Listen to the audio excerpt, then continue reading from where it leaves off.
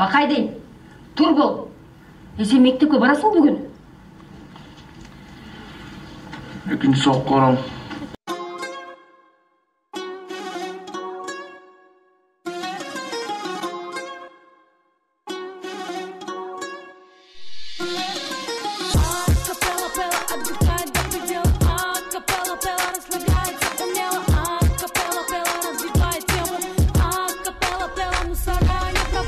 Assalamu alaikum тугандар. Бүгүн биз Космопарк торговый центрде азыр Атаман деген кино тасманын жабык көрсөтүүсү болуп атат. Азыр биз бияка келдик. Бүгүн азыр Атамандын актерлорунан, режиссерлорунан кыскача кино жөнүндө маалымат алып беребиз. Биз менен болуңуздар. Кандай экен өзүңүздүн кызыңыз ушу чоң бир проектке киного тартылып, башкы каарман еще кандай сезимдер болот? Кызым бала кезинен бери эле сахнада эл көзүндө келе жатат. Кино тасмага баягы биринчи жолу өзүнүн баягы ролун каарманды көрсөтө алды десем болот, жаратат. Мен азырынча эч нерсе дей албайм. Мен кино тасманы көрөлүп кандай ойноду деп ошол режиссердон сурасак, биз ойлогондон да аябай жакшы ойноду, кызыңыз абдан таланттуу экен деген эле мен үчүн сыймык. Демек бир жакшы ролду жарата алыптыр. Анан не дейбиз эми, балдарыбыз ушинтип ийгиликке жетип атса, биз өзүбүздүн ийгиликтерге караганда аябай кубанат экенбиз, толкунанат экенбиз, сүйүнүп атабыз. Эми дагы көп азыр чоң экрандан көргөндөн кийин аябай көп сунуштар түшө баштайт режиссерлордончу. Анан уже ролдорду, сценарийлерди карап тандап каласыздарбы же чоң проекттер болсо жөнөтөсүзбү? Мен дайым кыздарымды угам, алардын каалоосу менен гана бардык нерсе болот. Азыр ырчылык жаатында айыма токтотуп турайынчы апа деди. Чоң окуу жайды бүткөнгө чейин деп быйыл 11 классты бүтүрүп атат. Ошондуктан ырдабайбыз, киного дагы каалабаса тартылбайт. Бул тасмага өзүнүн каалоосу менен тартылып, дем алыш күндөрү эле Ошко барып калып, мен жанында болдум. Айтор самолет менен кошо учуп барып, колдоп дегендей. Бирок сунуштар аябай көп түшүп атат. Ар кандай кино тасмалар, комедиясы бар, драмасы бар. Кызым апа мен окуйынча азырынча радатат. Ошондуктан баланын бардык тандоосун биз колдойбуз. Биз да кандай ошондой болуп бербейбизби? Опять прогуливаете? Жок, кандай бул? Мен телефонум. Кандай? Бизди мектептен эч ким сураган жокпу? Еще как срады, особенно Джипара Нарбекова. Шардет кылабыз биз.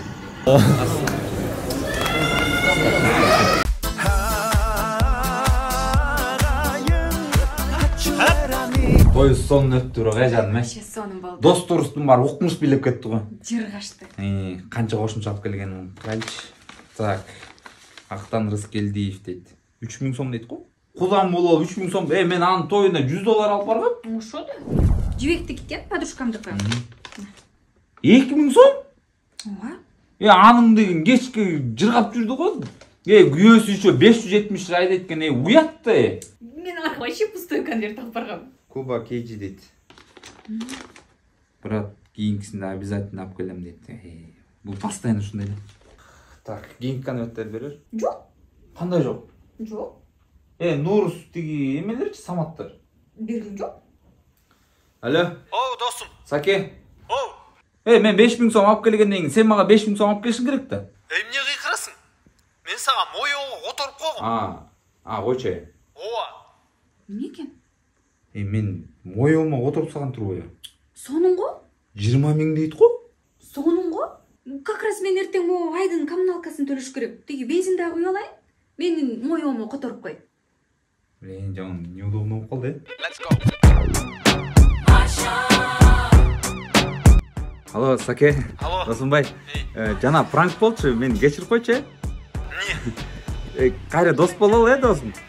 Досумсуң да менин досум. Анан Достор, жаныбызда азыр Атаман киносунун креативный продюсери жана сценаристи Бектур Усенов турат. Бектур айке, эме жөнүндө, кино жөнүндө кыскача бир эки сөз менен түшүндүрүп кетсеңиз. Эмнеге Атаман, эмне үчүн Ошто тартылды? Ошо суроолорго жооп. Бул чын эле жашоодо болгон окуядан тартылган кино. Негизи Ошто события деген мындай. Токмокто, Караколдо, Ошто 3 события болгон да. 3 жакта 3 башка.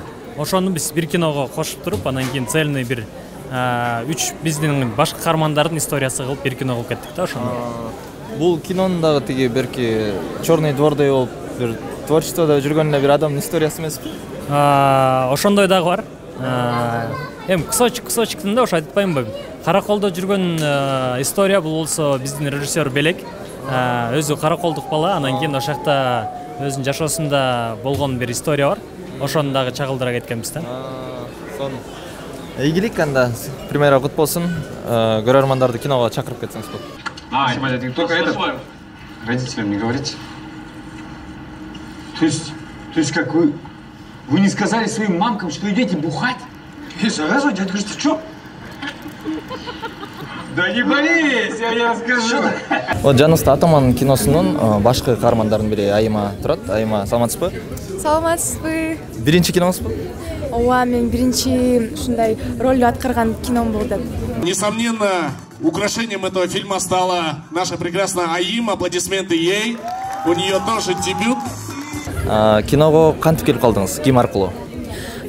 Нурсултан Байке, ушул режиссерлор апама жазып анан кийин ушундай сунуш келди. Айманын пробага алайлы, көрөлүк деп. Анан кийин келип, мен ушул кандай десем, актерское мастерствомду иши кылса көрсөттүм. Анан кийин ушундай жагып калып, биз кинону тартып баштадык. Эми мындан ары дагы кинолорго тартылайын деген ой барбы? Кандай экен актриса болгон? Буюрса сунуштар болсо албетте. Мага кинода тартылган аябай жакты. Бул мындай кандай десем, оор, анткени жумуш, бирок менин оюмча мындай мага жагат турган нерсе да. Кинодо эң кыйын бир сценалар болот го? Аябай кыйналып, аткара албай, ошондой кайсы сцена болду? Менде негизи бул кинодо менин сценаларым көп деп ойлобойм, бирок аткарган ушул ролдор мага кандай десем, не подошли да, мен характерим боюнча. Анан кийин кыйынчылыктар болгон жок. Мен киммен билейм? Бирөө менен билеп кой. Ну, со мной никто не будет танцевать, зная, что девушка атамана школы.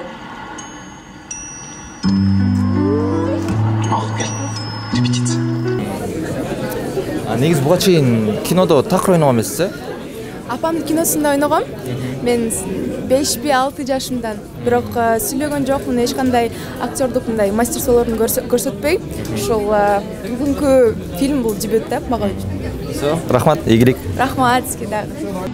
Биздин мектептеги Бакайдын апасы аварияга түшүптүр. Азыр операциясына акча керек болуп атат. Колдон келишинче жардам бериңиздер деп сурайм. Кайсы Бакай? Жанагы 11-Б дагы? Ооба, ушул. Жок, анда жок. Дебют у, не побоюсь этого слова, мировой звезды, да, Сигма из Кыргызстана, наш чувак, Токмарский, аплодисменты ему. Жаныбызда Атаман кинотасмасынын башкы каарманы Арген мырза турат. Арген мырза, салам алейкум. Кандайсыз? Премьера кут болсун. Рахмат. Кантип бул тасмага тартылып калдыңыз? Негизи биринчи киноңуз, э бул? Биринчи кином. Негизи өзүм киного тартылгым келет. Келечекте дагы тартылгым келет да, ошо бул биринчи дебютум болду. 10-15 мүнөт болуп болуш керек. Антагонист ролун аткаргам. Ошо буюрса көрөбүз. Бул киного кастинг аркылуу келдиңизби же сизге? Кастинг. Кастингге өзүңүз бардыңыз? Өзүм баргам. Мынтам сүйлөштүк кичине. Попробуешь деди, хорошо деп туруп. Ошо. Келечекте дагы башка сунуштар болсо кино жаатында даярсыз, аткарып ойногонго. Ошол үчүн жазгыла. Все, урматтуу режиссерлор, продюсерлер, Арген кинотасмаларга даяр экен. Эми бул кино боюнча эмне үчүн кинонун аты Атаман деп ойлойсуз? Чын айтсам билбейм. Мен өзүмдүн тартылган моменттерим тартылган. В целом фильм кандай болот, өзүмө дагы мындай кичине кызыктуу болуп атат.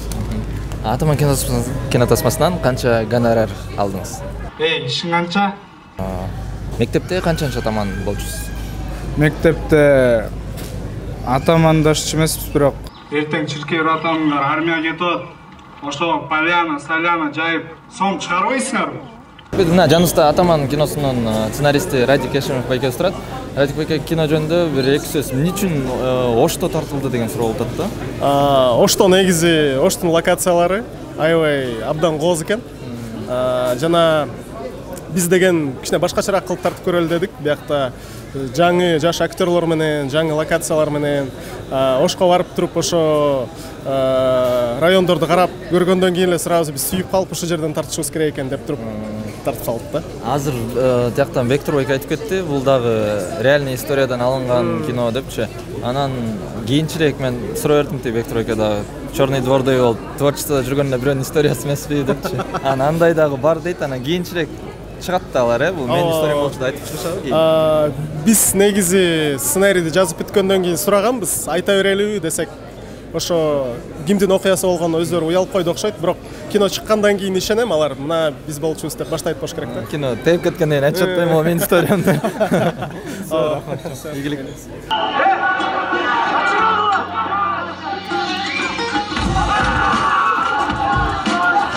Салам алейкум жигиттер. Алейкум ассалам. Атамандар. Алейкум ассалам. Биринчи эле суроо, мектепте канчанчы атаман болчусуңар? Атамандашчы эмеспиз. Атаман жок болчу. Илак болчум короче. Мен да салып кетишчи. Анан бирок атаман деген кинодо башка каарманда ойноп калдыңыздар, э? Кандай жол менен, эмне себеп болуп кантип бул тасмага тартылып калдыңыздар? Кастинг аркылуу же силерге сунуш түштү, же өзүңөр бардыңарбы кастингге? Маған сунуш түшкөн. Он продакшнден продюсер чалып, ошол менен кезигип анан эмеден собеседованиядан просмотр да? Мен, короче, сценарий жазып атканда эле октоп коюшкан. Нейлеп коюшкан? Мен персонажымды көптөн бери таба албай жүрүшүптүр да. Анан киного 10 күн калганда эле мага чалып калышты. Мен машинамды чинтедип, жестко башым ооруп жүргөн. Анан Бектур байке кичинекесинде КВН чогуу ойноп калчык. Анан келип кетпейсиңби, образ болуп атат дейт. Машинамды койдум дагы, чуркап бардым. Утвердили. Ошондо анан жылдыз болуп кеттим да. Меники, менин карманымда эме эң аякы мен мен келдим, эң аякы мен келдим. Буларды Бунун ордуна башка болмок. Менин ордума негизи башка бирөө болмок. Да, потом актера поменяли и вот позвали. Бул биринчи тасмаңарбы же буга чейин опыт болду? Буга чейин опыт бар. Кайсы кино бар? Сериал болчу, Замбетный. Биздики? Акча күйөө бала бошотулмай. 4-й. Дебют мой. Биринчи жолу. Кудайга шүгүр. Сунуштар түштү, тартпайбы? Конечно, жалгыла, жазгыла. Тартпабыз, Гонорар. Гонорарды озвучить этип салбайлы батпаттан. Гонорар жок, это конфиденциально го дейм. Айта албайт го дейм. Мага кофе, анан тамак аш болсо эле иштедим да. Шаурма. Обедке эле иштедик. Ийгилик жейт. Тасмалардан болсун. Что там, родной? Масло состояние. Короче,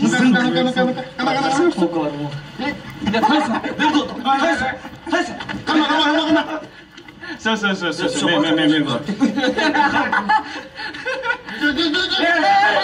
Сиз режиссер өтөттүз бул кинону. Анан биз азыр угуп калдык кирерменде. Бул Атаман кино сиздин историяңыздан да, сиздин жашооңуздан алынган деп. Жеке меники эмес. Бул Тасман историясын үчөөлөп жаздык. Бул Радик Эшимов, Бектур Усенов жана мен автор болуп, анан үчөөбүз тең башыбыздан өткөн, анан же өзүбүз күбө болгон, же көргөн окуялардан чыныгы болгон окуяларды алып туруп, художественно көркөмдөп кошуп туруп анан бир кино кылып чыгардык да, бирок реалдуу окуяларда негизделген сценарий да. Да, бир суроо, эмне үчүн Ошто тартылды? Радик байке Оштун локациялары кооз экен деди, бирок же история дагы Ошто болгонбу негизи? Чынындачы? Жок, история деген Ошто болгон эмес. Бул история Радиктики Токмокто бирөөсү, меники Караколдо, Бектурдуку ошо Бишкекте ушинтип аралашкан.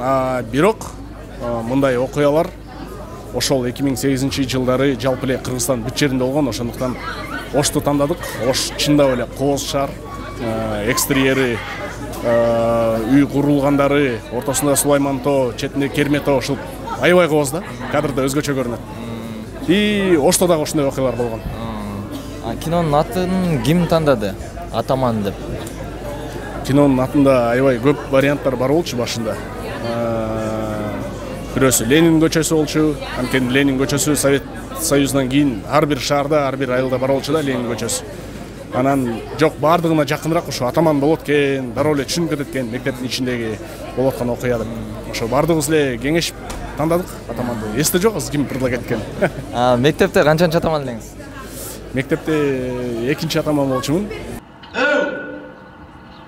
Ne çağırgan joksunlar? Жоқ ушунчалык эле көрүп кеттиңер. Братан, возможность бувалды. Нурсубеке, Атаман киносунун продюсери Нурсултан эке турат жаныбызда. Нурсубеке биякта азыр сценаристтерден, режиссердон алар менен сүйлөштүк. Анан алардын айтуусу боюнча историялардан алынган на реальных событиях экен, бул Атаман. Анан бул жакта сизди айтышкан жок, сиздин историяңыз кошулган жокпу бул жакка? Бул тасмада жок, менин историям жок. Мен спокойный баламын да. Мен райондо зрительмин да басында. Зритель болуп жүргөм. Ошого мен көп аралашкан деле жокмун. Ушул көбүнчө ушул белектин историясы бияк ушул киного тартылып калганда, ал бизге айтып берген, кандай жашоону жашаган, бизге жакты. Мен ушунча жылдан бери дос болуп жүргөнбүз, мындай историясын мен көргөн эмесмин, уккан да эмесмин. Ошого кызыктуу болуп биз ушул тасмага тартып койдук. Кинонун аты вот Атаман экен, анан азыр Белек байкеден да сурадык. Сиз мектепте канчанчы атаман элеңиз? Мен садикте экинчи атаман болчумун. Анан кийин где-то 16-чы жакшы күндөрү 15-чи атаман болчумун да. Ийгилик анда Нурсубеке, анан биздин көрүүчүлөрдү киного Атаман киносуна чакырып койсоңуз болот. Мен бул киного бүт кандай десем? Жок. Бул киного биз өзгөчө кино болду, чын айткандачы. Орусча айтып коет го, душасы менен да киночу. Чын айтканда билбейм, элге жагабы жакпайбы, бирок ушул кино биз ошончолук тарткыбыз келген, күчүбүздү салганбыз, ошо биз өзгөчө толкунданып турган кезибиз. И плюс Ошто тартылган кино, плюс 2008-жылдарга ошо биз куракта 30 жашка чыгып калган зрительдерге сон келет деп ойлойм. Анан ошондой эле Аргендин, Айманын көрөрмандары бар болсо дагы келсеңиздер болот. Күтөбүз барыңыздарды. Ушу съемканы кинону Ошто тарталы деп сиз сунуш кылдыңызбы? Ооба, балдарга ушундай сунуш кылгам. Балдар биринчиден чочуп кетишти, кантип эле Ошто кантип тартмакпыз, бул кымбатта, биякта билбейбиз. Анан жакшы Ошто сонун досторубуз бар. Нурсултан Аскаров аттуу досубуз командасы менен келип бизге жардам беришти. Ошого алардын ушу жардам менен кинобуз болуп калды да. Рахмат, ийгилик, премьера кут болсун. Ушул өспүрүмдөр арасындагы бүгүнкү күндө аябай чоң көйгөйдү көрсөткөн тасмалардын бири. Мен ойлоймун, ушул тасма сабак болот деп көптөргө. Кээ бир тентек балдар кичине ушуну көрүп аягы жаман менен бүтөт экен, кой биз деген сырттан караганда ушундай көрүнөт турбайбызбы деп өздөрүн токтотуп калат деймин. Постоянно биз кино чыгарганда айтып берет, жалаң эле комедия, анан ошол эле актерлор депчи. Мунусунда биз комедия эмес, анан башка актерлорду тарттык, эми көрүп көргүлө.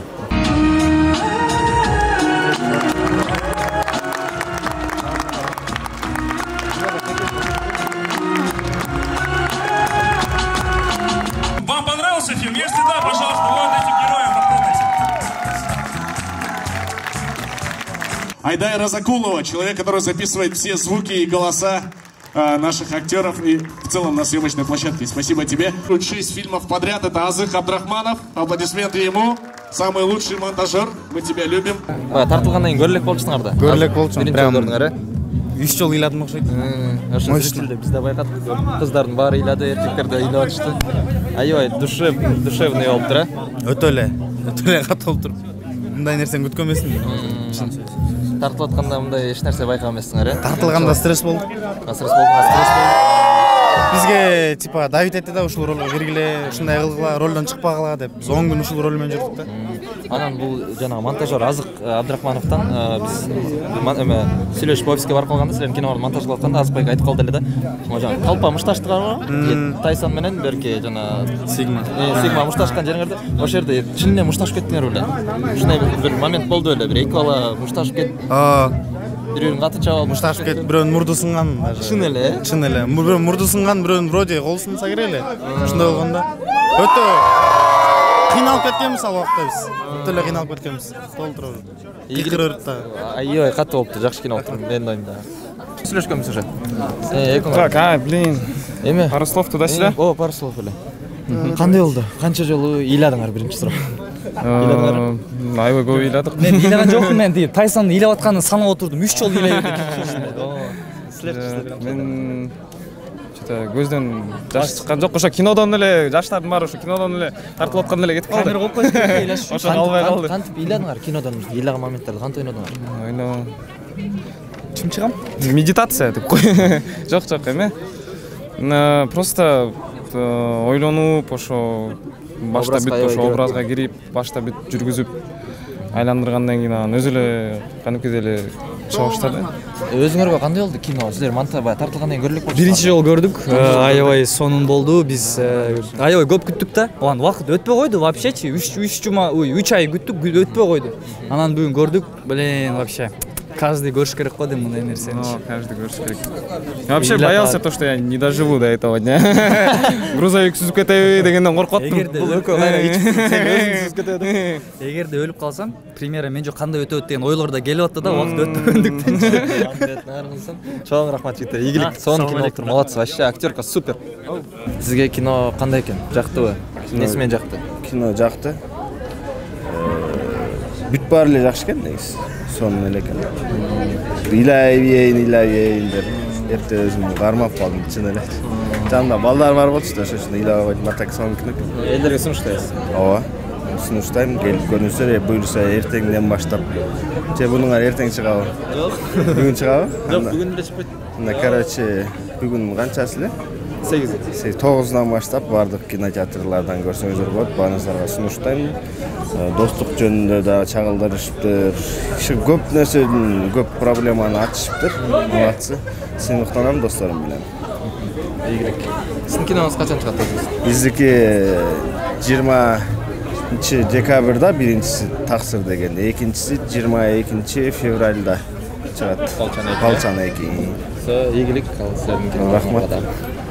Каникулу киносунун главный геройлору Сен бижеменби?